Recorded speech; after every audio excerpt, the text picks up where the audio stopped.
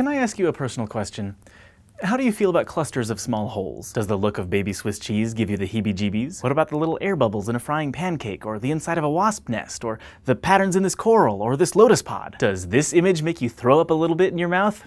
Well then, friend, you may have trypophobia, the fear of clusters of small holes. Phobias are persistent, irrational fears of particular objects or situations, the causes of which are often unknown. In the bigger picture, being afraid of holes isn't that weird. I mean, people are afraid of all sorts of crazy stuff. One etymologist has been collecting the names of phobias for nearly 30 years, and his list currently contains hundreds of odd fears, including fear of the moon, of beards, of pooping, puppets, numbers, vegetables, bicycles, beautiful women, the color purple, you name it. But trypophobia isn't on the list. It's not yet officially recognized as a legitimate phobia, despite the fact that an estimated 15% of people feel it to some degree. The term itself popped up in the mid-2000s when internet users randomly began posting images of holy things and comparing their aversions to clusters of small holes. And then for close to a decade, trypophobia just seemed to be some weird viral internet thing. But recently, psychologists Jeff Cole and Arnold Wilkins at the University of Essex in England decided to research its validity. After comparing a variety of benign images with pictures of all sorts of things that gross people out,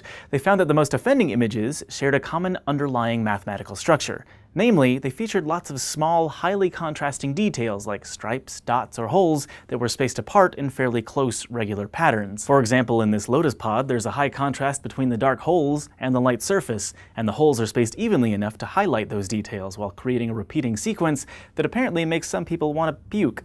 Wilkins and Cole maintain these patterns are similar to those found in certain venomous animals like the blue-ringed octopus or various spiders and snakes. They speculate that such images trigger something in the non-conscious brain that lights up and goes, "Hey, hey, hey, that's dangerous!" before the conscious brain can step in and be like, "Dude, that's just Swiss cheese." If Wilkins and Cole are correct, it would suggest that trypophobia is a lingering remnant of some earlier, useful evolutionary adaptation, namely, stay away from venomous things. Another theory is that holes in organic objects subconsciously trigger thoughts of contagious diseases or skin conditions like rashes and boils, lesions and pox, things that are dangerous to our health, so perhaps the fear of holes is a lingering evolved trait that once helped us avoid disease. What I find most interesting, though, is that trypophobia may also be a so-called emotional contagion, essentially meaning that it can transfer to more people as they become more familiar with it. Like maybe if an hour ago I asked you if you were skeezed out by little holes, you would have been like, "What are you talking about?" But now, after hearing about it and seeing some of these pictures, you know exactly what I'm talking about.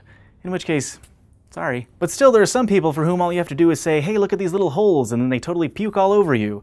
For those types, the revulsion is clearly pre-existing. For now, the true nature of trypophobia is a matter of speculation. But still, I'll bet some of you viewers just lost your appetite. Anyway, thanks for watching this SciShow dose. If you'd like to help us keep exploring the world, just go to subbable.com/SciShow and find out how you can become a supporter. If you want to keep getting smarter with us, don't forget to go to youtube.com/SciShow and subscribe.